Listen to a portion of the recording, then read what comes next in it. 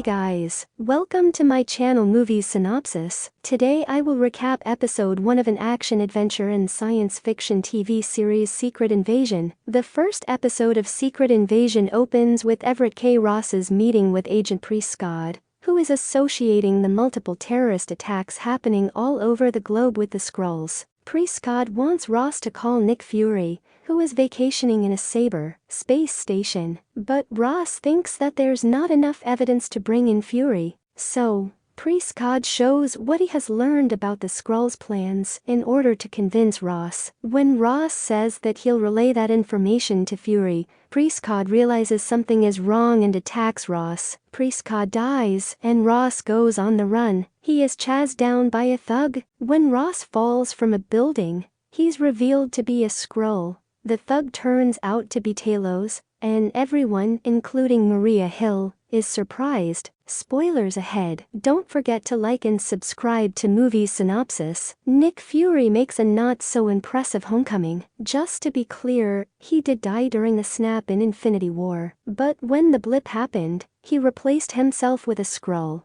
because he had been friends with them since Captain Marvel, as revealed in Spider-Man: Far From Home. He spent his time building a space station to safeguard Earth. Well, technically, it was the Skrulls who were doing the manual labor while he was overseeing things. Now that he's back in the thick of things with Maria Hill and the exiled Talos, he is expected to get his hands dirty. Talos informs Fury that his wife, Soren, is dead. Fury tries to start talking about Gravik, but Talos focuses on how Fury has changed post-blip, and that Carol Danvers hasn't helped them in any way. Then Talos comes to the main point that his daughter Gaia, Gravik, and many other Skrulls are apparently angry and want to turn Earth into their new home planet. How? Well, by executing all of humankind. This understandably disturbs Fury, so he goes for a walk through Moscow. He is abducted by MI6's Special Agent Sonya Falsworth for questioning. In the meantime, Rhodes informs President Ritson that Hill and Fury have gone AWOL,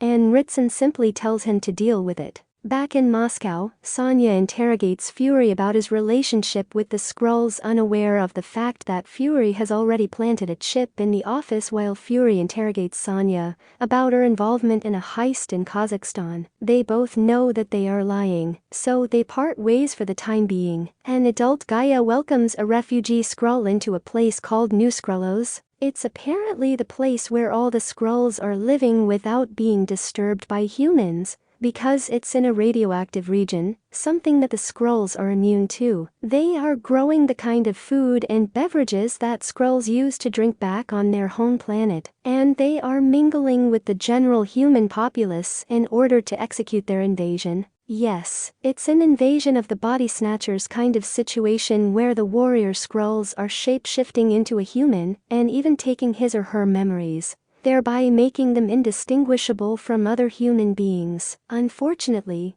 it's so sanitized that the invasion aspect doesn't evoke any emotional reaction. While all this is going on, Fury, Hill, and Talos learn about a former Chechen rebel, Vasily Paprishchin, who could be responsible for a terrorist attack in the middle of Moscow. Fury tells Talos that if Sonya finds out about the Skrulls, she's going to greenlight a genocide. So, they need to get to Gravik, or whoever is working with Gravik, before he does something stupid and gets everyone killed. Gravik's right-hand man, Pagan, orders Gaia to go into Moscow and bring the bomb from Vasily to New Skrullos. Before Talos and Fury can get to Vasily, Gaia gets there and leaves with the bomb. Fury and Talos waste their time interrogating. Yes, there's a lot of that going on here, Vasily and eventually killing him, while Hill goes after Gaia and tries to stop her. Hill fails, and Gaia gets away. Then Talos catches up and pleads with his daughter to give up the bomb and leave Gravik, but she refuses, especially after learning that her mother is dead. Here's the thing, and this might be a pet peeve: nobody goes after Gaia. They just give up the chase because the plot needs Gaia to deliver the bomb to Gravik. But what about believability? Shouldn't a chase stop when it's literally not possible to continue it anymore? Well, the makers of Secret Invasion think otherwise. Nick Fury and Maria Hill have a pretty redundant conversation about what he has been up to and how the world has changed. Yes,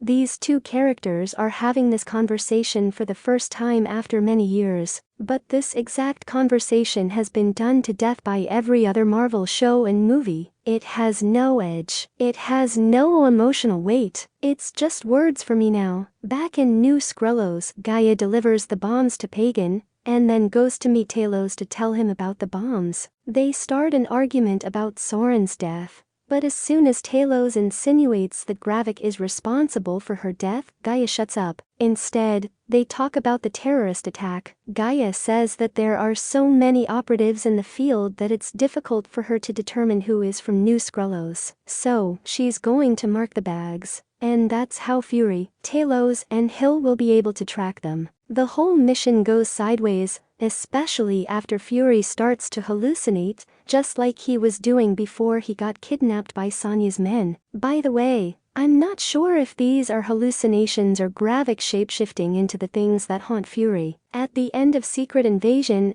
Episode 1, the bombs go off, and Gravik takes Fury's form to kill Hill. He tries to kill Fury too, but fails. Hill dies, thinking that Fury killed him. And this is supposed to be a pretty heartbreaking moment for Fury as well as the audience. But it's Maria Hill. The franchise hasn't made us care for Maria Hill for even a second. Why am I supposed to care for her now? It could have been shocking. However, the moment doesn't even build up to it, because the action direction is absolutely garbage. Well, it's a good thing that Cobie Smulders is finally out of this franchise. If you are wondering where Ross is, I think he's safe with the Wakandans after being arrested by the CIA or whatever organization Valentina Allegra de Fontaine works for. You are free to theorize that the version of Okoye that sprung Ross out of the van was a Skrull, and that's why the Skrulls have access to Ross's likeness and his memories. For now, we'll have to wait and watch the next few episodes to get some form of confirmation on that. Thanks for watching. I hope you liked the video explanation. Remember to leave a like and subscribe to my channel, Movie Synopsis. I'll see you in my next video. Ta-ta, bye-bye and take care.